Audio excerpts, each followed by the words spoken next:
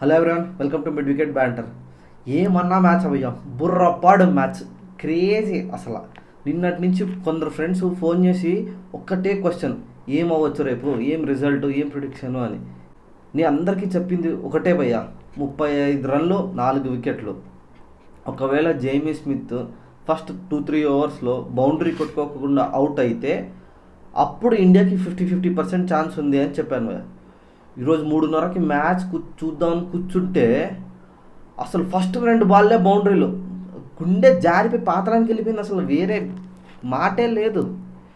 ఏదిరా జరుగుతుంది అంటే అప్పుడు వచ్చిండు భయ్యా మొహమ్మద్ సిరాజ్. వస్తూనే జేమీ స్మిత్ వికెట్ పడ్డాడ్రా జేమీ స్మిత్ అనుకుంటే గస్ ఆట్కిన్సన్ది ఒక టెస్ట్లో ఒక సెంచరీ ఉంది భయ్యా. ఇద్దరికి, ఓవర్టన్కి ఆట్కిన్సన్కి ఇద్దరికి బ్యాటింగ్ వచ్చు. ఓరి నాయన అనుకునే లోపల నెక్స్ట్ ఓవరే ఓవర్టన్ వికెట్. ఇప్పుడు ఈక్వేషన్ 20 రన్లు 2 వికెట్లు భయ్యా. బట్ మనకు తెలిసింది ఏంటి అంటే జాష్ టంగ్ కానీ క్రిస్ వోక్స్ కానీ ఈరోజు ఆడలేరు, వాళ్ళకి బ్యాటింగ్ రాదు. తర్వాత సింగిల్ 2Dలు అయిపోయినాయి. తర్వాత ప్రసిద్ధ్ కృష్ణ తీసిండు భయ్యా టంగ్ వికెట్. అప్పుడు నమ్మకం వచ్చింది భయ్యా, 17 రన్స్ 1 వికెట్, అయిపోయిందిరా మ్యాచ్ అనుకుంటే సిరాజ్ భయ్యా బౌలింగ్లో ఆట్కిన్సన్ కొట్టిండు భయ్యా ఒక 6. అసలు చేతి మీద వెంట్రికలు నిలబడట్లేదు, అసలు నిలబడి డిస్కో డ్యాన్స్లు వేస్తున్నాయి. అయిపోయిందిరా మ్యాచ్ అని టెన్షన్. అసలు అందరు ప్రతి ఒక్కరికి జుట్టు పీకుంటున్నారు స్టేడియంలో. అయితే ఒక సింగిల్ 2D అయిపోయింది.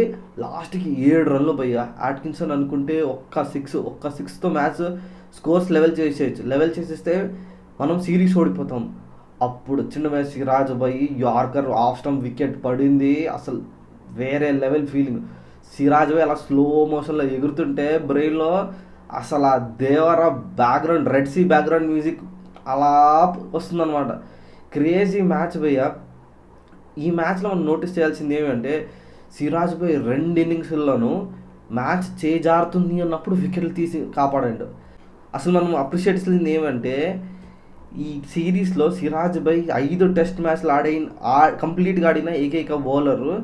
అసలు వర్క్ లోడ్ కానీ వేరే కంప్లైంట్స్ ఏమీ చేయకుండా 5 మ్యాచ్లు కంటిన్యూస్గా బౌలింగ్ వేసి హైయెస్ట్ వికెట్ టేకర్ 23 వికెట్స్తో.